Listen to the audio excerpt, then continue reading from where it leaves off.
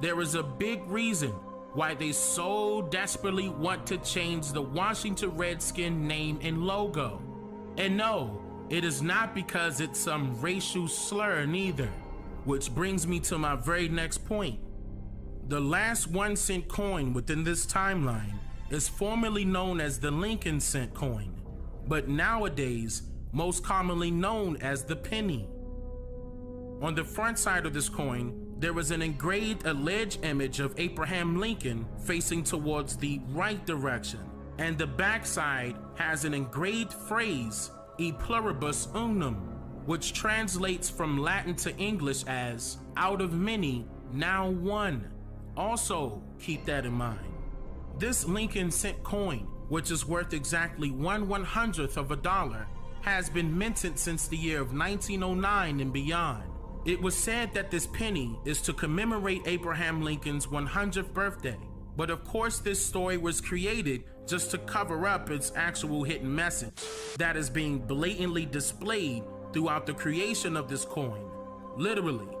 the Lincoln cent penny is used not just to commemorate the 100th birthday of Abraham Lincoln, but it also commemorates the signing of the Homestead Act of 1862, due to Lincoln being the president that actually signed this particular act into law. And in the year of 1909, when this coin was minted, this Homestead Act was being amended to further allow white European and white African immigrants to populate these American lands by law.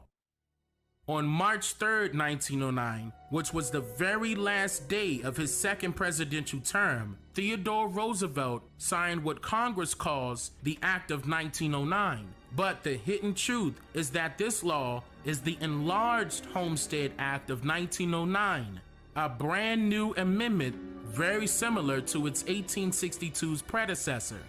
This new Homestead law perfected the purchasing of Indian lands, removed the restrictions on these lands, authorized the sale of these lands, referring to them as public lands, and also allowed for an enlarged homestead, or rather a greater amount of lands, to be given to the white immigrants. What is also very important to note here is that there is a clause at the end of this amendment that states, quote, "Nothing shall affect the rights of the entrymen," in which these entrymen are the people migrating to these lands under this Homestead Act, making the lands of America their new homestead, which in turn makes them lawfully native to America. And quote, "Under the provisions of this law, nothing can be changed," in which this law single-handedly negates each and every treaty that was signed with our ancestors. See, that is the exact reason why these coins were created in the first place, because upon their circulations, it sends the encrypted message to the elite that their plans are being carried out successfully. So now you know that it is not a coincidence that Abraham Lincoln carried out the final part to this hidden agenda, which allowed for these lands to be stolen freely by a one-sided law system, which is why his alleged image is purposely engraved on the penny, being held as the lowest denomination of value ever within our economic currency.